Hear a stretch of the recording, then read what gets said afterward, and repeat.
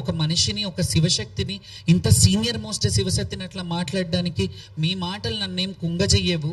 అయితే ముందుగా ఏడ్చుకుంటూ కూర్చోవాలి, నెక్స్ట్ డే ఆడొద్దు అని అంటే మీరెవరు చెప్పడానికి? ఏడ్చుకుంటూ చాలా ప్రభుత్వాలు ఏడిపించాయి మమ్మల్ని, మమ్మల్ని ఏడిపించిన ప్రభుత్వాలు ఏడ్చుకుంటూ ఉన్నాయి. కానీ అట్లా మేము ఎప్పుడు కూడా ప్రభుత్వం వ్యక్తులను ఎప్పుడు విమర్శించలేదు. గత ప్రభుత్వంలో కొన్ని తప్పిదాలు జరిగినప్పుడు గత ప్రభుత్వంని మేము క్వశ్చన్ చేశాము. ఎందుకంటే మా వృత్తికి న్యాయం చేయండి, మేము వృత్తిలో దీంట్లోనే బ్రతుకుతున్నాము, మాకు ఇంకా వేరే ఉపాధి లేదు, మేము బోనాల కల్చర్లోనే డిపెండ్ అయి ఉన్నాము, మేము ఇక్కడికి వచ్చిన మమ్మల్ని చూసి ఇంకా ఎవరన్నా బోనాలకు పిలిపించుకొని వాళ్ళ ఇళ్లలో పిలిపించుకొని వాళ్ళు బోనం చేయించుకొని మాకు కట్నం ఇచ్చి మా జీవన వృత్తికి అయిన వాళ్ళందరికీ మేము కృతజ్ఞతలు చెప్పాము. మాకు అన్నం పెట్టే అన్నదాతలు ఎవరైతే ఉన్నారో వాళ్ళందరూ మమ్మల్ని పిలిచి బోనాలు పెట్టితేనే మాకు అన్నాలు, మేము చేసుకునే వేరే ఇది ఏమీ ఉండదు. మాకు బోనం వస్తే చాలామంది శివశక్తులు, నేనన్నా కొంత అటు ఇటు కొన్ని సినిమా రంగంలో అందులో ఇందులో అంటే ఎందులో తక్కువ, మేము ఎందులో తక్కువ, ఒక డాక్టరేట్ తీసుకోవడంలో తక్కువ, ఒక చదువులో తక్కువ, సంస్కారంలో తక్కువ అని మేము ఎందులో తక్కువ కాదనేది నేను ఎప్పుడు కూడా మా శివశక్తుల్లో చాలామంది నన్ను రోల్ మోడల్ ఇన్స్పిరేషన్గా తీసుకున్న వాళ్ళకి నేను కరెక్ట్గా ఉండాలి. నేను ప్రపంచంలో మనం కొన్ని విషయాలు చేస్తాము, కొన్ని జాబ్ సాటిస్ఫాక్షన్ అంటారు, అలా సినిమా రంగంలో కూడా కొన్ని సినిమాలు చేశాను నేను. దాన్ని కూడా మీరు అలా చేయొద్దు ఇలా చేయొద్దు అని అంటే మేము బతకడానికి కష్టపడుతున్నాం, బ్రతుకు తెరువు కోసం మేము కష్టపడుతున్నాం.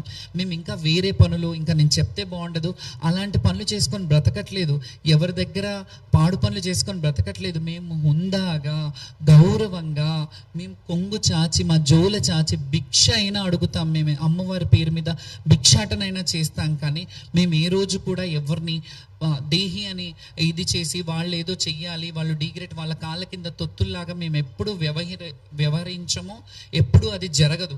మేము ఎవరినైనా మమ్మల్ని అందరూ మా చేత బొట్టు పెట్టించుకుంటే బాగుంటుంది, అమ్మని ఈరోజు ఆషాఢంలో మమ్మల్ని పిలిపించుకొని మా గుమ్మం గడిగించుకుంటే బాగుంటుంది, మా కడప గడగండి, మా ఇంట్లోకి వచ్చి బియ్యం పోసుకోండి అని మమ్మల్ని ఆడపిల్లలుగా భావించినప్పుడు, మమ్మల్ని తెలంగాణ ఆడపడుచులుగా భావించినప్పుడు మీకేంటి బాధ? మీకెందుకు ఎక్కడ మీరు ఇదవుతున్నారు? మీకు ఏంటి అంటే నేను ప్రొజెక్ట్ అవుతున్నానని అవుతే నా ఒక్కదాంతో కదా సమస్య. చాలా మంది ఉన్నారు, వాళ్ళని ఎందుకు అక్కున చేర్చుకోవట్లేదు మీరు? నేను అందరి గురించి కదా అడుగుతున్నా, మా శివశక్తులను కూడా అంటున్నాను. మీరు మాట్లాడేటప్పుడు కొంచెం కూడా మీరు విఘ్నత కోల్పోతున్నారు ఎందుకు? మీ అందరి గురించే కదా నేను మాట్లాడుతున్నాను. నేనేమన్నా ఈ మాట్లాడిన మాటలు, నాకు పిల్లలు ఉన్నారు, నా కొడుకులు ఉన్నారు, నాకు ఫ్యామిలీ ఉంది, వాళ్ళకి సంపాదించిపోతానా నేను మూట? నేను ఏదైతే చేస్తున్నానో ఈ పుణ్య కార్యక్రమము, నా శిష్యులు, నా దేశము, నా ప్రజలు బాగుండాలి. జోగినీలకంటూ ఏది ఉండదు, ప్రత్యేకమైన కోరికలు ఏమి ఉండదు. జోగిని అంటేనే ప్రభుత్వం బాగుండాలి, ప్రజలు బాగుండాలి, రాష్ట్రం బాగుండాలి అని కోరుకునే వాళ్ళు.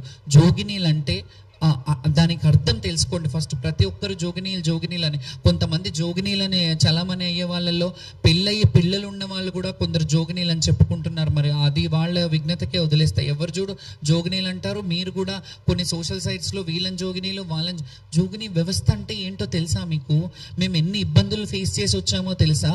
ఇదే జోగినీ వ్యవస్థ గురించి పోరాడినప్పుడు 2010లో మేము హ్యూమన్ రైట్స్ కమిషన్కి వెళ్ళి జోగినీ వ్యవస్థ గురించి పోరాడి, జోగినీ నిర్మూలన గురించి పోరాడి, ఎంతో మందిని కలిసి, డాక్టర్ హేమలత లవణం గారిని కలిసి, లవణం గారు అయితే గాంధీయన్ అవార్డు గ్రహీత ఆయన, అట్లాంటి పెద్దవాళ్ళు ప్రెస్ మీట్లలో వచ్చి శ్యామల ఇంత చదువుకొని ఇంత మంచి ఉద్యమంలో ఎంత పోరాడుతుంది, అసలు హేమలత ఉంటే సంతోషించేది, నా దత్తపుత్రిక ఈమె అని పెద్దవాళ్ళు మాట్లాడిన సందర్భాలు ఉన్నాయి నా గురించి. నేను అంతమంది గురించి పోరాడాను. కొంతమందికి పెన్షన్లు ఇవ్వాలి, కొంతమంది నర్సింగ్స్ చేయించాము, కొంతమంది ఎడ్యుకేషన్ ఇప్పించడానికి పోరాడాము. ఇవన్నీ మేము ఎక్కడ ప్రచారం చేసుకోలేదే, ఎన్నో ఏళ్ళుగా చేస్తున్నాము. చేసిన వాళ్ళు అయితే ఉన్నారు కదా, ఇప్పుడు బాగుపడ్డ వాళ్ళు అయితే ఉన్నారు కదా, జోగిని వ్యవస్థలో నుంచి బయటకు వచ్చి బాగుపడ్డ వాళ్ళు ఉన్నారు కదా. అయితే ఇప్పుడు వచ్చే వాళ్ళు జోగిని అంటున్న వాళ్ళు 10 ఏళ్ళు 5 ఏళ్ళు 6 ఏళ్ళు ఉన్న వాళ్ళు మేము జోగినీలు. ఎవరు చేశారు వాళ్ళని జోగినీలు? ఎవరు జోగినీలు చేశారు? ఇప్పుడు మాట్లాడితే అన్ని ఇందులో కూడా లొసుగులు ఉంటాయి. చాలా తప్పు చేస్తున్నారు కొంతమంది శివశక్తులు, మాత్రం చాలా తప్పు మాట్లాడుతున్నారు.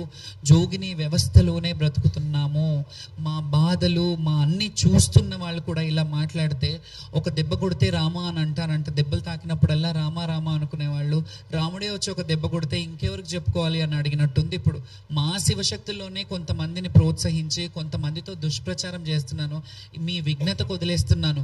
కొంతమంది ఇప్పుడు నేను ప్రభుత్వాన్ని ఇది చేస్తున్నాను, ఈ ప్రభుత్వం అంటది, ఆ ప్రభుత్వం, నాకు ఎవరు వ్యక్తులు కాదు అక్కడ. అక్కడ పర్సన్స్ మార్చొచ్చు, పర్సన్స్ ఎవరైనా అయి ఉండొచ్చు, కానీ నాకు అక్కడ ఉన్న వాళ్ళు ఎవరైతే ఉంటారో వాళ్ళని క్వశ్చన్ చేస్తా, అధికారులు ఎవరైతే ఉన్నారో వాళ్ళని క్వశ్చన్ చేస్తా. గతంలో మరి కేసీఆర్ గారు ప్రభుత్వం ఉన్నప్పుడు నేను విమర్శిస్తే కాంగ్రెస్ వాళ్ళు చేశారు అని చెప్పారు. ఇప్పుడు బీఆర్ఎస్ వాళ్ళు చేస్తున్నారని చెప్తారు. మీరు వాళ్ళ ఇళ్ళ మధ్యలో మేము బలైపోతున్నాం, మీకు అది అర్థం కావట్లేదు. ఒక విషయం చెప్తాను.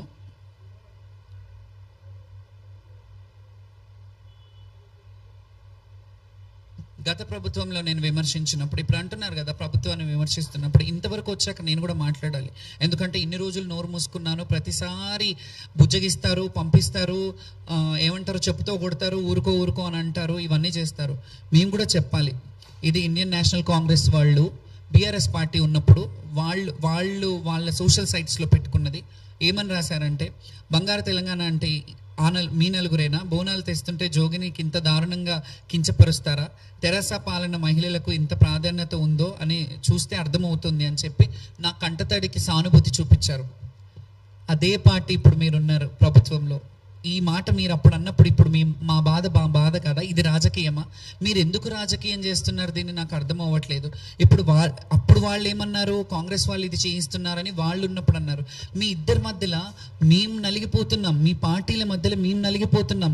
మాకు మీతో వచ్చిన లాభం ఏమీ లేదు, మీరు ఇచ్చిన డబ్బులు మేము ఏమైనా తీసుకొని బ్రతుకుతున్నామని కాదు.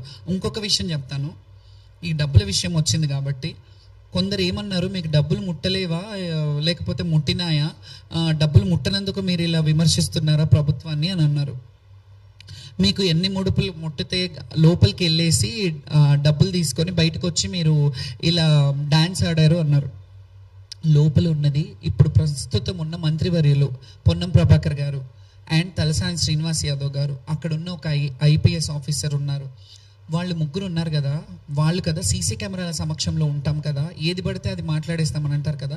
నాకు ముడుపులు ఇచ్చినట్టు అంటే వాళ్ళు లంచం ఇచ్చినట్ట, వాళ్ళు ఇచ్చారని మీరు ఏమైనా ప్రూఫ్ చేస్తారా? ఎక్కడ తెలుసుకొని మీరు మాట్లాడారు, ఏం తెలుసుకొని మీరు దాని మీద విమర్శించారు? ఇప్పుడు మాకు లంచం ఇచ్చినట్టు అంటే ఇప్పుడు మంత్రి గారు మాకు లంచం ఇచ్చినట్ట, మేము లంచం తీసుకున్నట్ట, ఏం మాట్లాడుతున్నారు మీరు? డబ్బులు ఎక్కడి నుంచి వచ్చింది?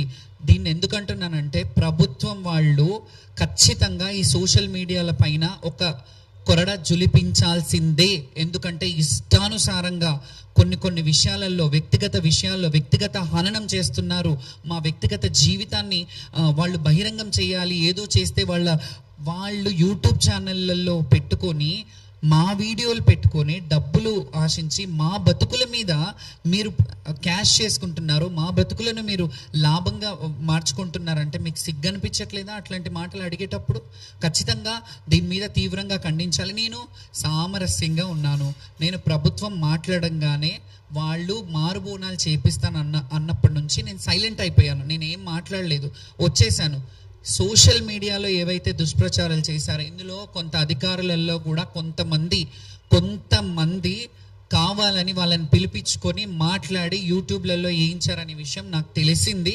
దాన్ని కూడా క్లారిఫై చేస్తాను నేను ఖచ్చితంగా. ఎందుకంటే వాళ్ళ మీద బురదని తుడుచుకోవడానికి మమ్మల్ని విక్టిమ్ చేశారు. ఇక్కడ మా మీద రుద్దుతున్నారు ఆ బురద. వాళ్ళు క్లీన్ కట్గా ఉండాలని చెప్పి మమ్మల్ని నోడల్ ఆఫీసర్ని వేశారు. నోడల్ ఆఫీసర్ దగ్గరుంటే నా మాటే వినట్లేదు, పాసులు ఇవ్వట్లేదు. పాసులు ఇస్తామన్నారు, ఒక 5 మందిని తీసుకెళ్ళండి, మీ 5 మందికి మేము వదులుతాము అంటే మేము అన్నాం. ఫెమిలియర్గా ఉన్న వాళ్ళ